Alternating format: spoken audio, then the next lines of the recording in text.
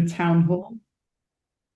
We are recording and we're thrilled to see you here. We know August is an incredibly busy month, and so you never quite know whether we'll have full or modest attendance, but it's great to see lots of familiar and super friendly and powerful allies on the call today. My name's Helen Morton. I work at the WHO and I'm part of the small but hopefully mighty team that are working towards this second ministerial conference on ending violence against children.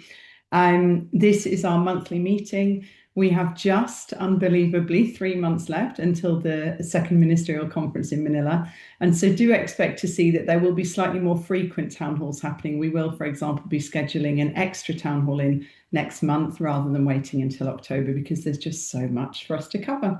If you haven't joined a call before, this is our chance to share information, share updates, offer partners the chance to kind of showcase their key products and key elements they're working on, and also for us as co-hosts alongside UNICEF and the government of the Philippines to share any particularly major points of progress and opportunities for us to come together.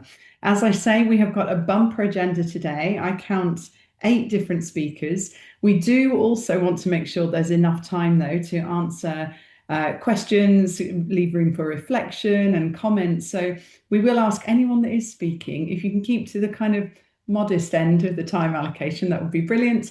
And then if you do have any questions, please do feel free to pop them in the chat function. Those of us that are kind of behind the scenes will try and answer them as we go, or just kind of vocalize them when we get a moment. But without further ado, I am going to hand across to my dear colleague Sabine, who's going to give us a bit of an overarching update in terms of where we're at, less than 100 days to the ministerial conference, and what you can expect or should have received in recent weeks. Over to you, Sabine.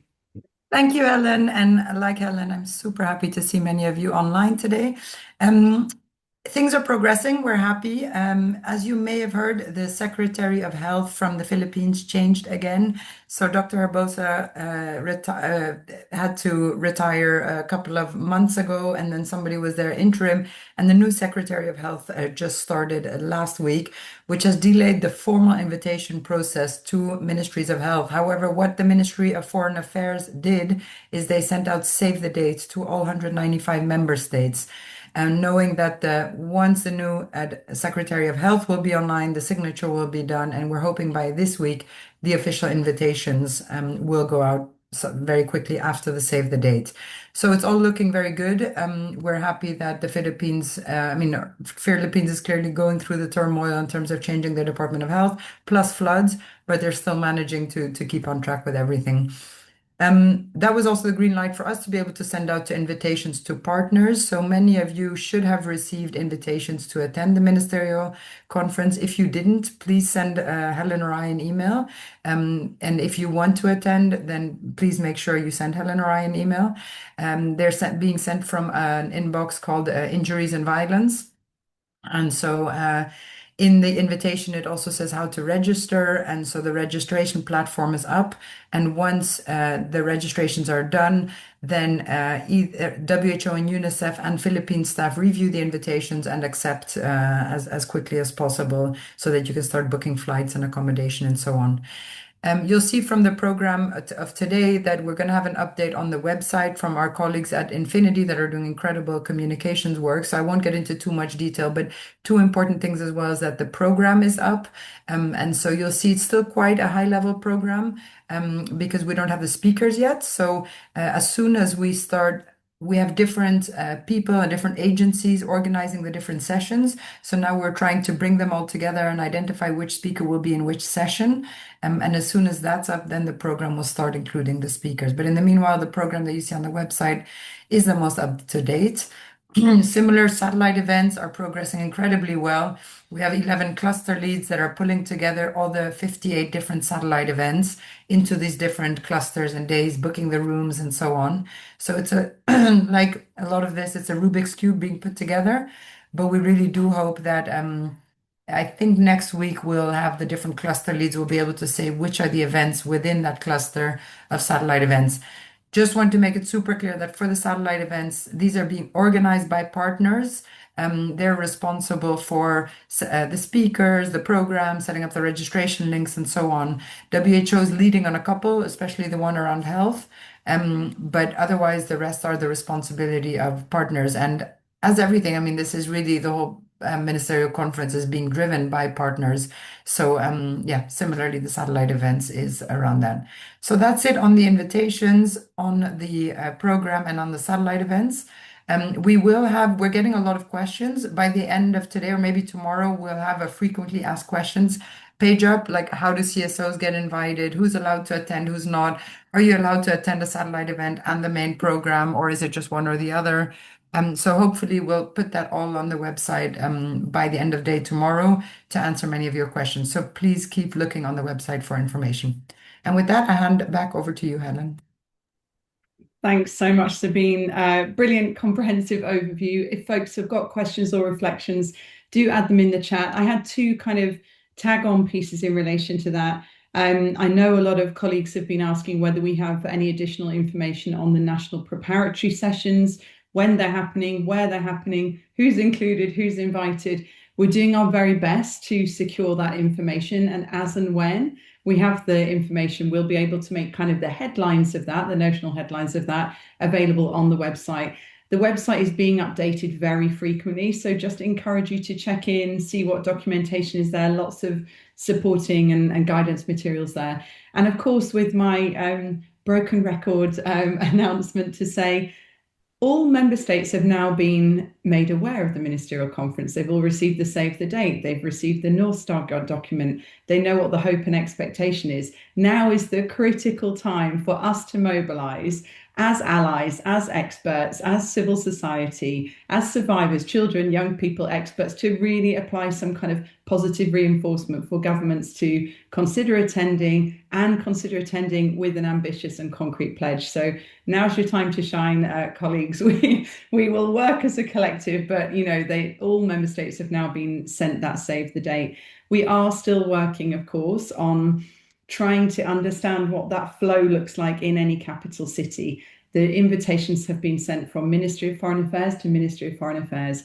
We all know that Ministry of Foreign Affairs is not necessarily the main representation that would be most appropriate or most powerful to have in Manila. So again, we can all support on saying, actually, we think that yes, social affairs, Ministry of Children, but actually, have we thought about finance? Have we thought about technology, health, education? So I know I don't need to encourage you at all, but a bit of moral support and collective effort to try and ensure we have the participation and those pledges. Thanks, Sabine. I'm now going to hand over to Brianna Marinas, who is going to give us a little bit of an insight in terms of some of the work that is being done to support, create space, and mobilize young people in advance of the ministerial conference. Over to you, Brianna.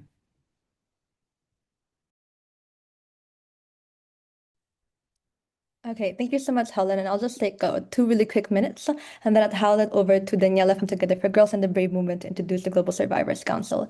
So, hi, everyone. I think most of you already know me from the Global Youth-led movement, but I'm here today speaking with another hat as the organizing committee lead for the Global Youth and Survivor Summit.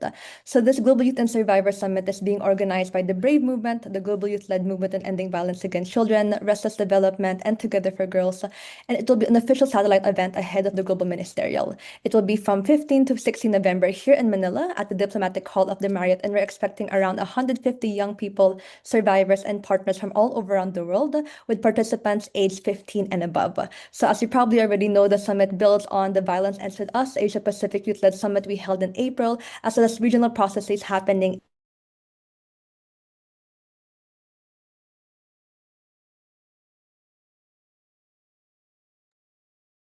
I think we may all have lost Brianna, to unless it's connect, my learn from internet each other. connection. That's Is okay, it not? Brianna, you're back. We just lost you for 30 seconds or so. Whether I'm in Manila or not, my Wi-Fi is not great right now. Yeah, but as I was saying, we essentially want to create a global summit to bring together these regional priorities and experiences and create a dedicated space for young people and survivors to connect and learn from each other. I'd also like to take some time to introduce and share that the summit is being led and co-created by a youth and survivor organizing committee who will be shaping the summit from start to finish. So we're 9 in total. There's myself, we have Crescinda from Indonesia, Diane from Papua New Guinea, Millicent from the UK, Favor from Nigeria, Isabel from Brazil, as well as 3 members of the Global Survivors Council, Aisha, Morena Kijimi, and Zara, who you'll be meeting later after Daniela introduces them. So right now, we're still in the process of planning and co-creating the summit at the moment, but we're aiming to open registrations very soon in early November, so there will be a lot more information coming soon. I'll also be sharing a concept note and FAQs, or frequently asked questions, in the chat if you'd like to learn more. We're very open to partnerships and to organizations who want to support young people and survivors to participate and getting involved in other ways. So if you have any questions, do reach out to me directly. I'll link my stuff in the chat, and really looking forward to seeing all of you in Manila in 2 months, very soon. So I'll hand it back over to you, Helen, or back to Daniela. Thanks so much, Brianna. It's interesting, hey, we talk about things being groundbreaking and pioneering.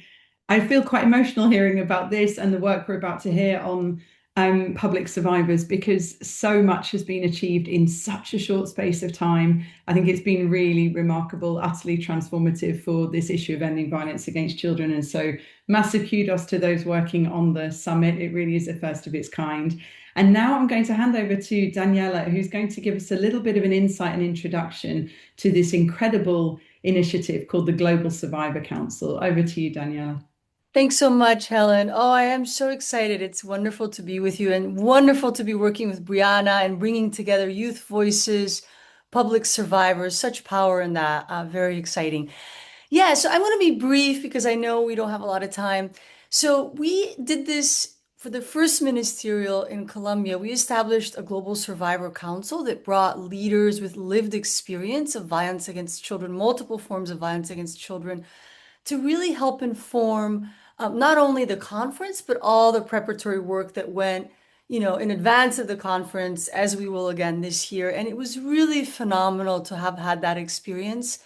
And we are excited to be doing it again. And so the idea here is to bring lived experience to policymaking, to bring that expertise so that it can help inform the kinds of commitments that are being made, as well as the accountability post the ministerial conference and the political processes that shape it. Yeah, so we had a very exciting process. Again, I just want to be clear that we had an open selection process for the Global Survivor Council. We were delighted and overwhelmed with the fact that we had over 400 applications. It was incredibly hard to pick from them, but I think what this shows is that we are at a level of maturity in our movement where people with lived experience want to participate in policy making and decision making. So everyone that's applied will not be lost. We are incorporating them into our broader movement. But we then went through a process where we selected members of this group of survivors, basically looking at a couple of things. Their expertise, diversity in terms of types of violence, regions, sex, race, gender, all kinds of different variables, so that we could really have a diverse and I think most of all, powerful group of leaders that can be part of this Global Survivor Council. So we have 10, and I'm excited to tell you a little bit about them. I'm not going to go into a lot of detail. This gives you a flavor of who these people are. Next slide. And I will share all this information again, just for time. But I wanted to give you a sense of the kinds of expertise, because a really important part of this is that these are people who are not just here to tell their own experiences. These are people who have expertise and want to help shape policy making and be part of this ministerial process. So we have people who have started organizations, who are leaders in a lot of different areas, whether it's online safety, education, youth engagement, intrafamilial sexual violence, from around the world. I think we might have a few of them with us today, and maybe they can say hi in a moment. We will share all this information with you so you have it. But we basically have, as you can see, both men and women from around the world who are part of this Survivor Council.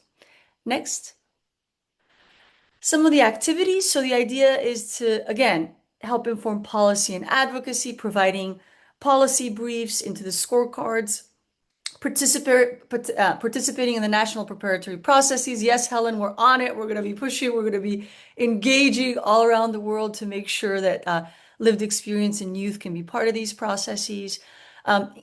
Connecting with governments, social media, all of the Survivor Council members get media training, psychological support, mental health support throughout this process. So they're ready to speak to media, as well as participate and help shape the Youth and Survivor Summit Brianna mentioned, and of course, all of the ministerial processes. Next. So if you're interested in engaging, the Survivor Council is here. If you have an event and you need a speaker, if you have people that, in some of these countries that you want to make sure our Survivor Council is connected to, please reach out to us. Again, we'll share this information with all of you. We are here to help support the broader processes that you are leading on, and we're really excited to bring both lived experience and youth voices to the process. Thank you so much. The thanks are to you, Daniela, and the incredible team at Brave and Together for Girls. I'm really thrilled to hear about the Survivor Council Mark II. I'm sure it will be stronger and more powerful than even its first iteration for Bogota. Also useful to know that we're actively thinking around who will be in the plenaries, on the parallel sessions, the main voices, the influential faces and voices across the whole of our time in Manila. So we'll be thinking really carefully and want to work with you in terms of how we ensure public survivors are best represented at the ministerial conference itself. I know, Daniela, you mentioned a couple of the members of the council might well be on the line. If they are, they're very welcome to switch on their cameras, turn on their microphones, and I see a wave. That's great. Hello, hello. Hello. If you want to kind of pop your microphone on and say hi there, guys. We see you. We support you. Everybody from Nigeria. Thank you. Oh, it's great. Now I want to all sorry. get together in person. I'm Constance from France. My name is not showing right, but I'm Constance Bertrand from France, and I'm so happy to be part of the Global Survivors Council and participate in that amazing conference in Manila. And we're so thankful too. It's really, really phenomenal. We can't wait to see. And this, of course, we know these ministerials are a single moment, and we know all the work that goes in pre and post. But I think normalizing the importance of public survivorship and councils in terms of visibility and in terms of influence and in terms of presence is so critical. So we're just really thrilled to have you on this journey with us. So thank you so much to all of you. As Daniela said, please do get in touch. I think, Daniela, maybe we can drop the contact details maybe into the chat. If you have appetite and opportunity for working with public survivors in the run-up to the ministerial, or if you're planning events, satellite events and other key pieces in Manila, please do reach out to them. Let's see what we can do to make sure that visibility and spotlight on survivors is front and center. So thank you so much for your efforts. Really excited for the months to come. I am now going to pass to Paul at the Consortium for Street Children. Paul, over to you. I think just to say, from our perspective, the work that Paul and their small but mighty team have been doing is really incredible. And we were made aware of some of the advocacy tools that they've been preparing and really just wanted to give that a bit of airtime in this group. It's likely that some of these tools will be useful, even if you're not specifically working on children living in street settings. I think a lot of this content could be really useful. So over to you, Paul. Thank you. Thank you so much, Helen, and I'm really delighted to be here. So actually, before I introduce our advocacy toolkit, I actually wanted to begin by sharing some very brief context and by spotlighting Ishika, who is a street champion and teenager from India. And her testimony to the UN General Assembly last year really captivated a global audience. So Ishika told world leaders that she really emphasized the need to include children most at risk of violence in shaping solutions that are truly effective, relevant, and inclusive. And the audience really saw her intelligence, her determination, and her resilience. But what they didn't see is that Ishika still lives with her family, under a tarpaulin on a crowded roadside in Kolkata, where the threat of violence isn't distant, it's a daily reality.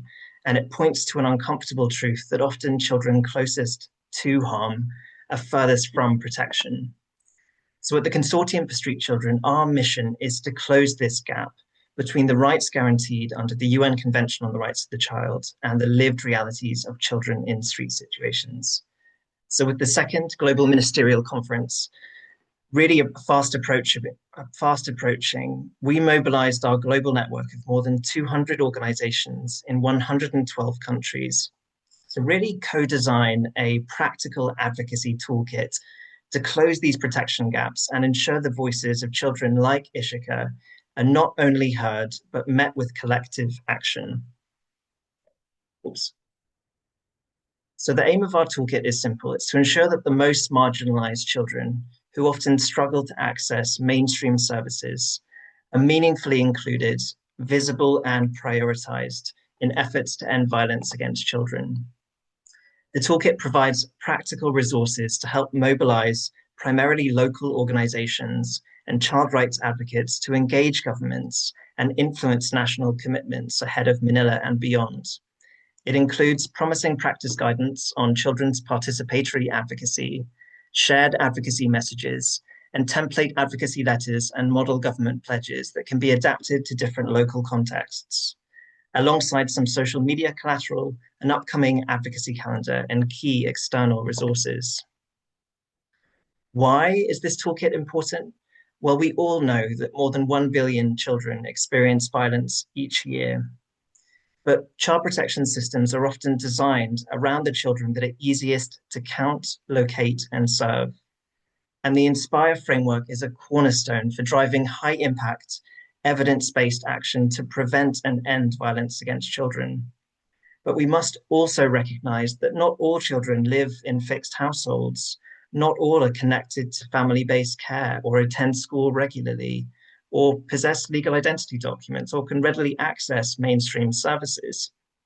We know that street-connected children and other marginalized children often defy these assumptions and fall through protection gaps. And this means they're excluded not only from local services, but global agendas. And this cuts across the protection continuum from prevention to response. Too often, their lives are profoundly shaped by stigma, by discrimination, exploitation, and abuse.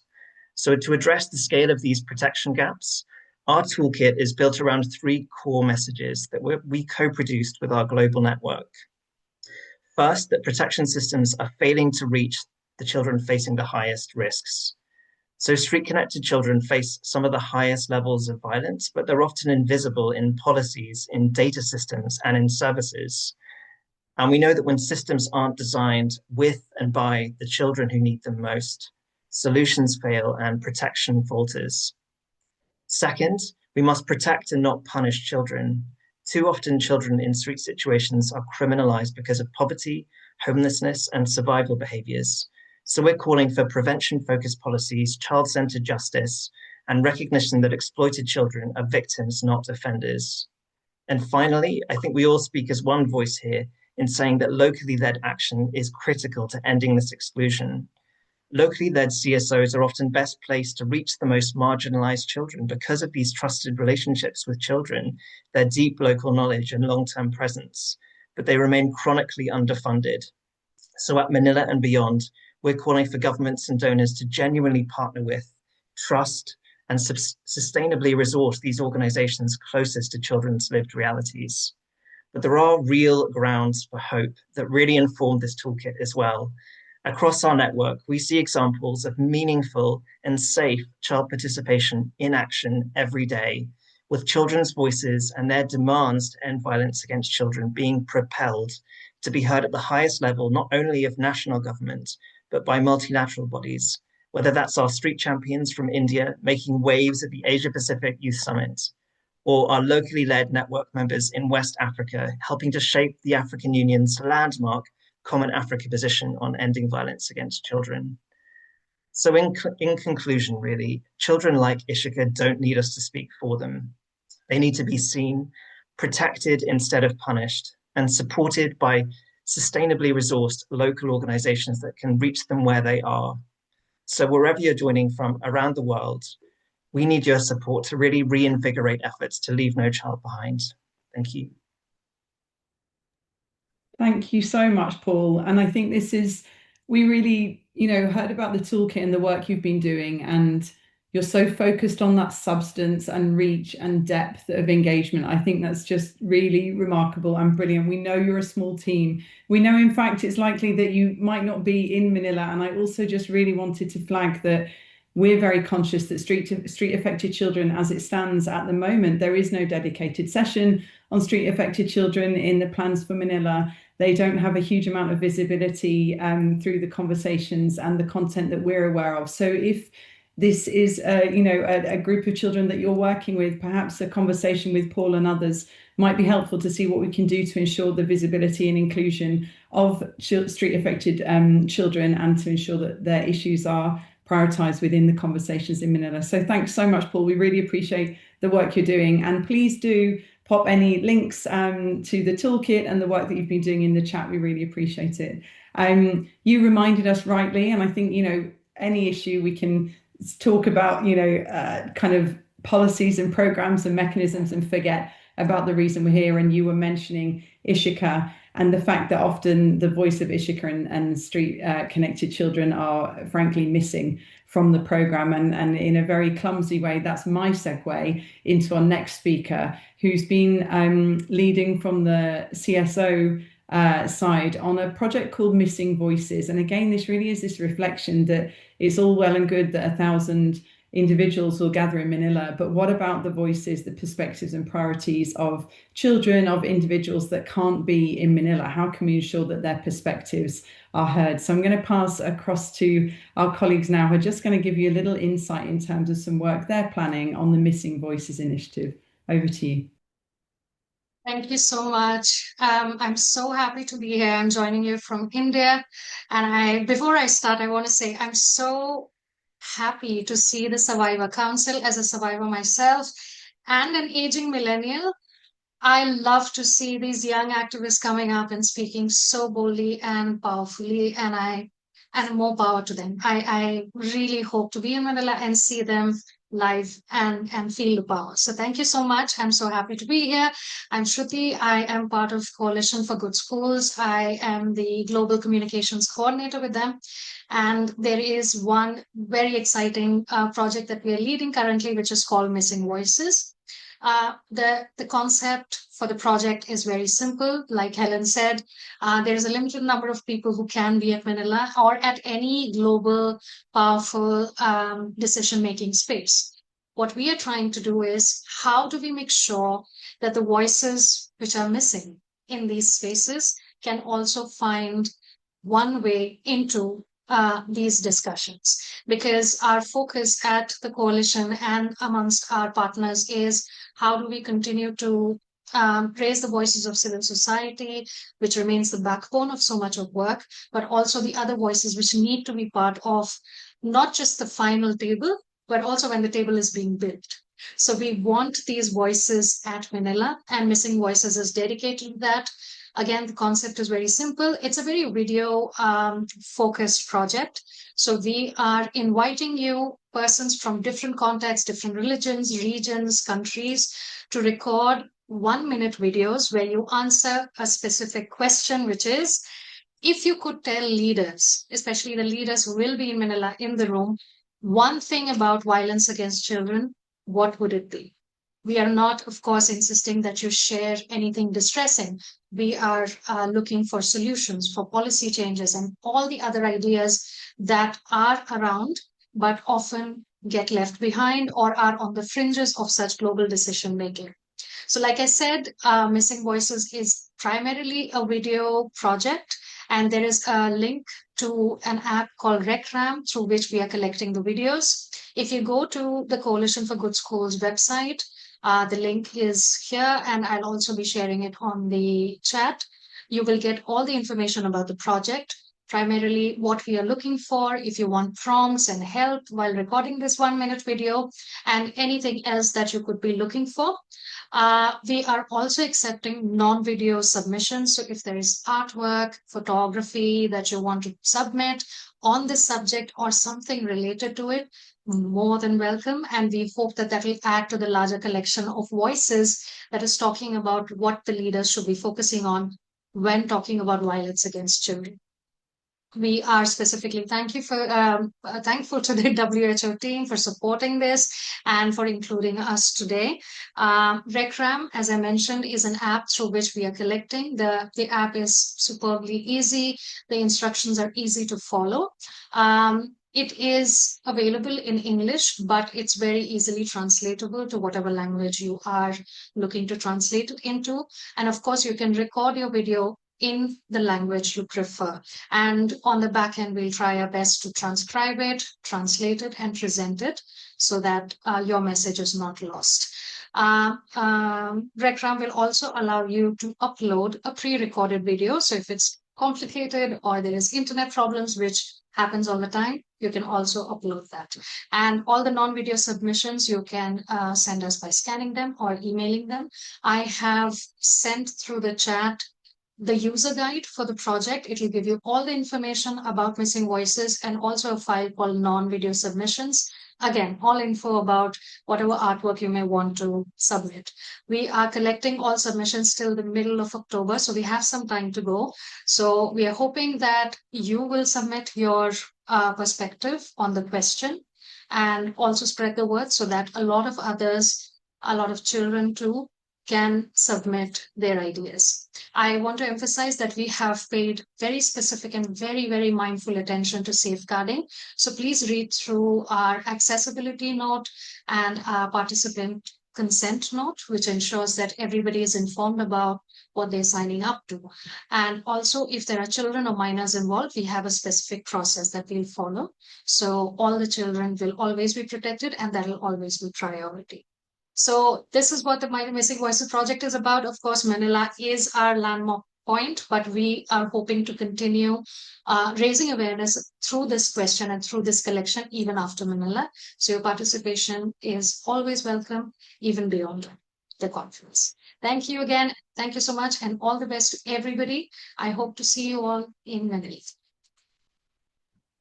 Thank you so much, Shruti, and to your colleagues who aren't necessarily on the call today, but are the constant kind of moral compass for us to ensure that those who can't be in Manila are with us in spirit and that their messages are heard loud and clear.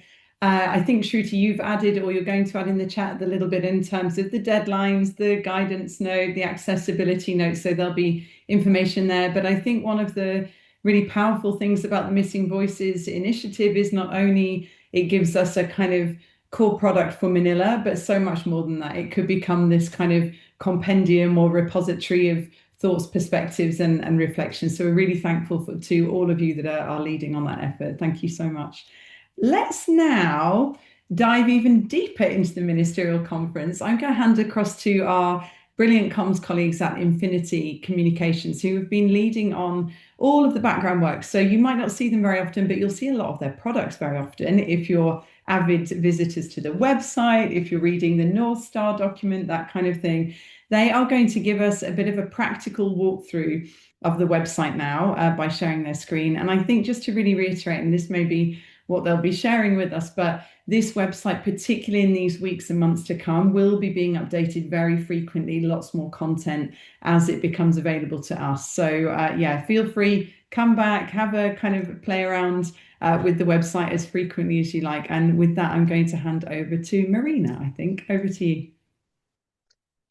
Thank you, Helen. So my colleague Marina and I, Tanika, we work at Infinity Communications, and we've had the pleasure of working on the conference website alongside our colleagues at WHO and UNICEF.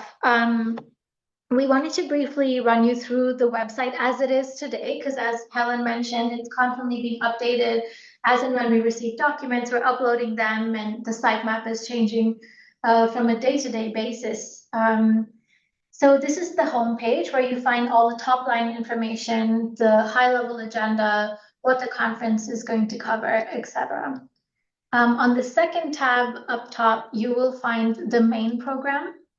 And on this page, you can download the PDF version on the top, or you can go through the detailed program. If you would like to learn more about a specific session, you can click on that specific session, and it will give you more information on that. Then you can also go to the satellite events page under the program tab, and within this page, you'll find all the current information about satellite events, including some documents at the bottom. And any resources that you would like to find and you're a bit lost, there's also the resources tab that's all the way on the right. So on the resources page, right on top, you have the North Star document. And as you go down, you have all the pledge guidance documents, all the branding and assets, which include the social media tiles, which we encourage you to use and share. The announcement tile also has the PowerPoint version, so you can edit it and add your organization's name and logo as well. There's a social media carousel that covers top line points about the conference. There are the countdown posts. The 2 months to go should be coming up in a few weeks in case you would like to share. We also have branding, so please feel free to use the Zoom background, the email signature that you can hyperlink at the bottom of your email. We also have an instruction document on how to include the signature in your email. We also have a slide deck template. Please, we welcome you to use it. As we mentioned before, any other resources that you're looking for around the website, they're also on this page. We also have the participate tab on top, and this will lead you to the registration link that you have been sent. As Sabine mentioned earlier, the registration may take a few days to approve, but once your registration is approved, you will receive a confirmation email on that. On the participation page, you also have logistics, which for now has some top-line information, but will be updated as and when we have more information there. The countries and pledges tab on top, the pledge platform link will lead you back to the website and the pledge platform on the main website. And we are also going to be working on this with the team to update this as we get closer to the conference and after the conference. And lastly, the pledging resources for now will lead you back to the pledge guidance documents here, but we will have more information as and when it comes through. We're also on the top of the website, you can see that you can access the site in all the main languages. We've used a website plugin to do this, so we keep checking and updating it as we go along. And for now, that's it, and we'll be happy to answer any questions that you may have. Thank you. Thank you so much, Tanika, for that whistle-stop tour of our website. As you mentioned, there's plenty of content on there. Just to flag to colleagues or give it a bit of an extra boost, we have got those assets ready and waiting for you. Please do use them on your social media channels, your organizational comms. You can personalize a lot of them. We're trying to kind of make sure, particularly on LinkedIn and other forms of social channels, that we're really trying to boost the visibility in these 2 to 3 months before the ministerial conference. So thank you so much for that to Infinity Communications for the work you've been doing. Also, just to flag, in addition to those kind of materials and products, which are kind of conference communications, we will be having a kind of final rapid push on slightly more strategic and creative communications as well. So thinking about how we can leverage and place in particular media outlets, how we can be creative in terms of capturing perspectives of participants, of ministers and others. So expect to see in the coming weeks that there'll be a bit of a kind of final push to elevate the profile through traditional and alternative media outlets. So thanks again to Infinity, and just encouraging you to revisit the website and dive into those materials that are ready and waiting for you. We're now going to have a bit of a gear shift. We've got 2 agenda items left, and neither of them are explicitly related to kind of pre-conference prep, but they are focusing in on 2 very fundamental sectors and elements in relation to ending violence against children, the first being health and the second being justice. So I'm going to hand over to a colleague from RAND now, Martha, who's going to give us a bit of a snapshot in terms of some of the heavy duty research they've been doing, trying to build case studies for what a health sector or a public health led approach to ending violence against children has looked like in a number of key countries. Martha, over to you. Thank you. Great, thank you. I hope everyone can see my screen okay. We So yeah, I'm Martha. As Helen said, I work for an organisation called RAND Europe. We're an independent non-profit research organisation, and we were commissioned by the WHO to develop some case studies looking at 4 countries and the way that they've explored and implemented a public health approach to preventing violence against children. So I'm going to talk through our approach and the overarching findings today, but obviously as this is just quite top level, I'm going to include my email at the end just in case anyone wanted to reach out with further questions or how this might be rolled out in your own context, etc. So that goes to the next slide. Yeah. So yeah, just taking a step back firstly to how we actually defined a public health approach to violence against children in the context of this work. So across the case studies, we applied the definition up on the screen, which was developed by the WHO and frames violence as a population level issue, highlighting several mechanisms to target and prevent it. So that includes monitoring and surveillance, the implementation of evidence-based policies, and also really importantly, interagency collaboration. So while we did have a focus on the health sector, we very much tried to look at how the health sector integrates and interacts with other sectors too. So just taking a quick look at our specific methodology that we use to develop the country briefs. So we used purposive sampling to select countries. This was based on a scoping exercise which identified key areas of good practice and available evidence. And through that, we narrowed down 4 countries. So those were Brazil, Sweden, Kenya, and the Philippines. And we really wanted to cover a broad geographical spread and range of income levels. Based on the definition that I shared on the previous slide, we also then discussed this at length with the WHO and developed an analytical framework, which covered 5 key areas. So those were the policy and funding context, data and evidence, support for the health sector, multi-sector collaboration, and finally enablers and barriers to implementing a public health sector approach. Each case study also included a desk review of available academic and kind of grey or policy literature, and we tried to look at publicly available data and other relevant sources where applicable. And we completed interviews with 4 to 5 key stakeholders per country who had expertise ranging from the policy level to research to actual on-the-ground practice, to really try and get a broad range of perspectives regarding public health and violence against children. So I'm just going to summarise some of the highlights in terms of firstly enablers and then going to barriers. Obviously, it's important to mention that each country had their own very specific approach to embedding a kind of public health lens on things. But this is just some cross-cutting themes that came out across the briefs. So firstly, strong legislative frameworks.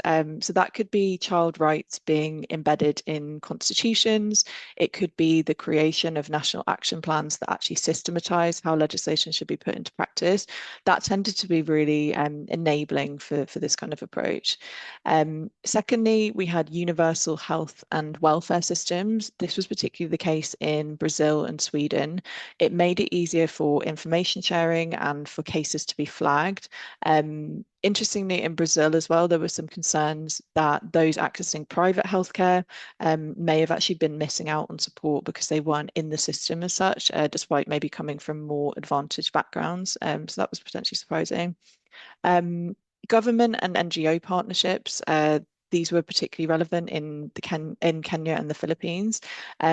So as many of you on the call will know, in the Philippines, the Child Protection Network Foundation plays a really crucial role in strengthening those systems and has established women and children protection units in various hospitals. So those partnerships can be really crucial for supporting this approach. Then we had initiatives to address the wider determinants of violence. So in many cases, things like poverty and precarity can be big drivers of these issues, as I'm sure you're all aware. So cash transfer schemes were seen as really beneficial in countries like Kenya and and Brazil. And finally, promising practices targeting the health sector specifically came out as being really important in terms of reporting, but also preventing violence further upstream. So some good examples included some practice guidance in Brazil that was developed specifically for different levels of healthcare workers, and training that was really comprehensive for healthcare workers in Sweden.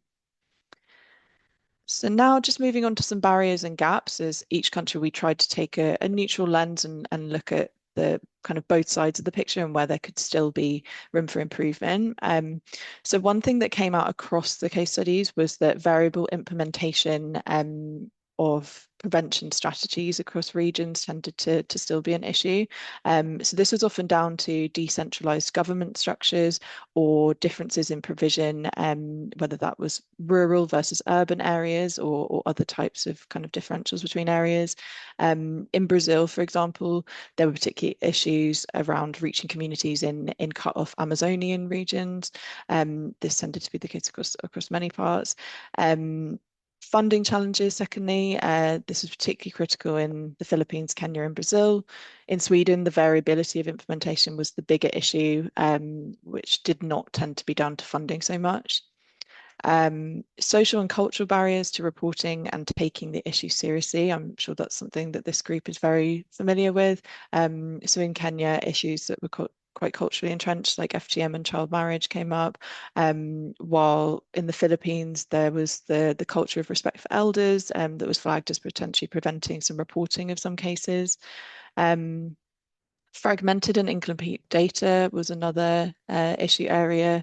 So at the time of writing these briefs, the Philippines had only collected national data once in 2016, so couldn't track trends. Obviously, this might change in future. And limited collaboration across sectors is another key piece. So health, justice, child protection, they often still work in silos across these countries, although there are key exceptions and really good initiatives around this. So for example, in Sweden, there's the Barnahus initiative that's done a lot to create tools to support multi-agency working. So that is pretty much it in terms of the highlights. In terms of where we're going next with these, so the full briefs and one-page summaries of these country briefs will be available on the website. I believe they're going to be under the resources section as well, but I will defer to the comms colleagues on that as to where they'll be finally stored. I think they're going to hopefully be ready in the next couple of weeks, and findings are hopefully going to be shared at forums like this and also some key kind of ministerial meetings. On top of that, there is a further 8 case studies to be published. These are focused on more specific in-country mechanisms and also have a more general lens on violence. So they're not necessarily just focusing on violence against children, but having reviewed them, they're really comprehensive and I think would be a great addition to this set. Those have been developed by colleagues at Liverpool John Moores University and co-authored with a range of in-country partners. So they're going to cover Anguilla, Australia, New Zealand, South Africa, Spain, Uganda, Wales, and there's also going to be a global one looking at the Violence Against Children survey and how that's been rolled out. So that is it for me. I can pass back to Helen. Obviously, here's my email just in case anyone did want to follow up with any questions, but I know we're a bit tight on time today, so I'll finish there. Thank you so much, Martha. We've long dreamt of having something that makes the case for and reflects on the public health approach to violence against children and helps us to make a compelling case for why we need to apply this lens and making the case. So we're really thankful for the work you've done. As you say, with the 4 that Rand have led on and the additional 8, we will have this suite of insights and country perspectives in terms of that public health approach. So we're really delighted. And we will be utilising them with governments and at the ministerial conference to really make that public health case. So thanks so much, Martha. Our last but certainly not least speaker is Jen Davidson, based at the University of Strathclyde. She is going to give us kind of a 5 or so minute overview of the work that she and wonderful colleagues have been leading on in terms of child-focused justice and really giving us an insight in terms of the work that's been done and the work to come. Over to you, Jen. Thanks. Thank you so much, Helen, and thank you, everyone. I feel really so honored to be joining you today. What an incredibly inspiring and powerful group you are in terms of making real advances for children, with children and for children. So thank you for your time today. I think maybe let me just start by saying I recognize across all of these efforts that we've been talking about today and everyone is working on that we all recognize the important role of all sectors in preventing and responding to violence against children. And my colleague Helen Shwitai and I are here today to explore how might we maybe think about how we activate the justice sector as a further entry point to benefit this incredibly powerful Ending Violence Against Children initiative. So why do I say that? So justice systems clearly play such a clear role of accountability, whether it's from the importance of the rule of law to delivering on the legislative framework that Martha just mentioned, right through to holding perpetrators to account, to upholding laws and regulations of professions, etc. So clearly we know they sort of function over here and play a really critical accountability role. But we also know they play a really important response role to child victims of violence. It's crucial that they play a role in a multi-sectoral space, but also independently. You know, they play such a powerful role. We know when they're not child-centered, they can reinforce and actually perpetuate further trauma for children. But when they are child-centered and are informed directly by children themselves, they have a real potential to contribute to healing. And so I often think about justice systems as being a bit like the scaffolding that reinforces and keeps on track the advances that we're all trying to make with and for children. And so I'm here today just briefly to explore this with you. I think there may be some real opportunities of synergy here together. So the opportunities lie in 3 areas in particular. First is I lead the Global Working Group on Justice for Children. This is a partnership of international and multi-agency experts who promote a shared commitment to advancing child-centered justice within this, placing children and human rights at the core of a people-centered justice movement. We focus on international advocacy and partnerships, including partnerships with children, as well as new innovations that help justice reforms to be more child-centered. And I think Helen is very kindly going to pop into the chat 3 links for you. So the first is this global working group we can share with you. Thanks, Helen. And the second is that at the Institute for Inspiring Children's Futures, where Helen and I are based, which is at the University of Strathclyde in Scotland, we're members of the Justice Action Coalition. So this is a high ambition coalition of 19 governments and about 20 civil society organizations. And within this JAC, as we call it, the Justice Action Coalition, there's a newly created thematic track focused now on child-centered justice and more inclusive justice. The Institute co-leads this with Germany, the German government, BMZ, and we're excited to see where this leads us with this new interest and opportunity with governments, the Justice Action Coalition. And then finally, many of you will likely know this already, but the Committee on the Rights of the Child will be launching their new general comment next year, General Comment 27, which will focus on children's access to justice and effective remedies. And we're really keen that we are thinking closely with you and with governments to think, how does that apply in real world changes in justice systems to ensure we're able to uphold children's rights in these spaces. So really, this is a starter as an introduction, really, to the work that's going on to see where we can find some connections. And we really look forward to engaging with you in the Philippines, working with you to consider how best we might be able to harness these justice system leaderships opportunities that we see in order to strengthen yet further all the efforts to end all forms of violence against children. And it's such a pleasure to be here today. Thank you. Helen, over to you. Thank you so much, Jen, and such a critical space that you're working in and such kind of rich and thoughtful work. I think it's really brilliant to hear not only the kind of work that you're doing that will intersect with Manila, but also some of those major international moments and international products that, as you say, build the scaffold for children that are affected by violence. So really delighted to see you joining us today. We hope to see you in Manila with colleagues, and thanks to Helen for adding those links in the chat. Colleagues, do be in touch if you see there's an opportunity for connection there. We did it. We got through 8 brilliant speakers, 8 different thematic tracks with a few minutes to spare. One last comment from my side is just to say, you probably, hopefully, have in your diary the next date for us to come together for a town hall is the 5th of October. We are going to schedule an additional town hall, which will be the 14th of September, so Monday, the 14th of September, just because there's so much for us to discuss and come together on. So we'll be sending out a reminder on that. And if anybody had, we've got 4 minutes left. So if anyone had a burning reflection, comment, or question, now's your time. If you can keep it to 30 seconds and we can rapidly respond. Any hands, any audio going on? Hi, Helen. This is Primrose here from Restless Development. Yeah. It's lovely to be working with you guys. Thank you for this platform. I'm sure you know that as Restless Development, we are the ones co-hosting the organizing committee. And Brianna, I just wanted to flag that we are supporting about 30 young people, including survivors, to be at the summit. So if you guys, very soon we'll have the full bios.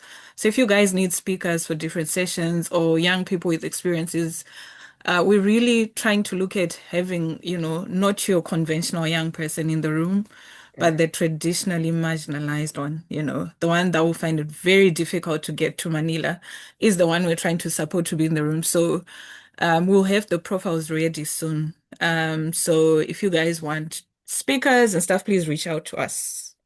Reach out to Brianna, myself, Primrose, or Freya. Thank you. Amazing. Thank you so much, Primrose. Please do pop your contact details in the chat. That is a critical reminder for all of us. We don't want to have kind of usual suspect voices and prepared statements. This is about kind of speaking truth to power in any way, shape, or form. So really delighted to hear that you're doing that work. I also should flag as well that we're working hard behind the scenes to try and ensure that there is an official children's delegation alongside youth participants and public survivor participants. So, you'll hear more of that in due course. Hopefully, we're working with some brilliant colleagues to make that happen. Thank you so much for that reminder, Primrose. With that, 2 minutes ahead of schedule, we will sign off. Thank you so much, friends. What a joy to see you again, and we will reunite in a few weeks' time. Thanks again. Bye all. Have a lovely day. Thanks. Bye-bye. Thank you. Bye. Thanks, everyone. Bye-bye.